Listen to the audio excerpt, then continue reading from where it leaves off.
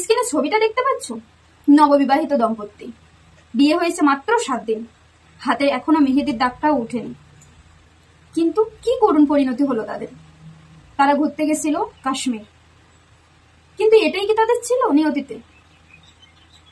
আমরা তো ভেবেছিলাম কাশ্মীর ভালো হয়ে গেছে, কাশ্মীরে কোনো দাঙ্গা, কোনো জঙ্গি অ্যাটাক এখন আর হয় না। কিন্তু কি হলো এটা?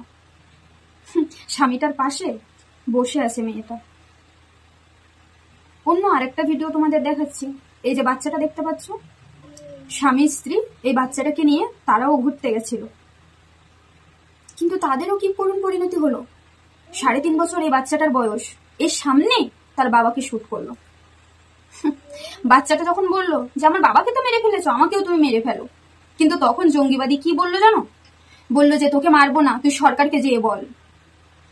অন্য বয়স্ক একজন দম্পতি, তারাও গেছিল ঘুরতে, হয়তো শেষ বয়সটা একটু ঘুরে ফিরে কাটাতে চেয়েছিল। কিন্তু কি হলো তাদের? আঙ্কেলকে বলা হয়েছিল কোন ধর্মের, ঠিক আছে, তারপরে জানার সাথে সাথে যখনই জিজ্ঞাসা করে সে প্রতি উত্তরে বললো সে হিন্দু, সাথে সাথে শুট আউট। মানে যে 30 জনকে আর কি মার্ডার করা হয়েছে প্রত্যেকেই ছিল হিন্দু, প্রত্যেকেই হিন্দু ছিল। আর তাদের কাছে প্রত্যেকের কাছে একটাই কমন প্রশ্ন করা হয়েছিল, তুমি কোন ধর্মের।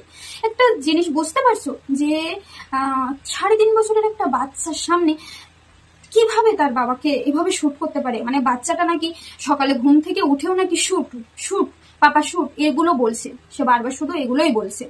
তার তার অন্য কোনো সেন্স এখনো পর্যন্ত কাজ করছে না, ঠিক আছে। কিন্তু কেউ কি কখনো ভেবেছিল যে তারা ঘুরতে যাবে? ওখানে আমাদের পরিবারও থাকতে পারতো, আমাদেরও প্ল্যানিং ছিল যে আমরাও কাশ্মীর ঘুরতে যাব, কারণ সবার তো সুইজারল্যান্ডে ঘুরতে যাওয়ার মতো সামর্থ্য থাকে না, কিন্তু কম খরচে আমরা কাশ্মীর তো ঘুরে আসতেই পারি।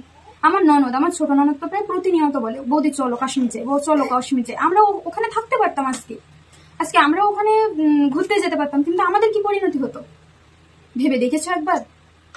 আজকে ওই আত্মীয় স্বজনদের কি অবস্থা, তারা পরিবার কিভাবে এগুলো অ্যাকসেপ্ট করছে? জলজ্যান্ত মানুষ এভাবে হাসতে খেলতে ওখানে গেছে ঘোরার জন্য, কি পরিণতি। আজকে কাশ্মীরের যে সাধারণ জনগণ আছে আর কি, তাদের ভিতরে বা কি চলছে? আজকে যারা এই পর্যটকদের টাকার উপর ভিত্তি করে যাদের পেট চলে, তাদের কি অবস্থা হবে? আর কি কেউ যাবে কাশ্মীরে? আমি কি যাব আমার ফ্যামিলিকে নিয়ে? পাগল নাকি? আমি মেঘালয় ঘুরতে যাবো, অন্য জায়গায় যাবো, কাশ্মীর তো আর কোনোদিনও আমি যাব না।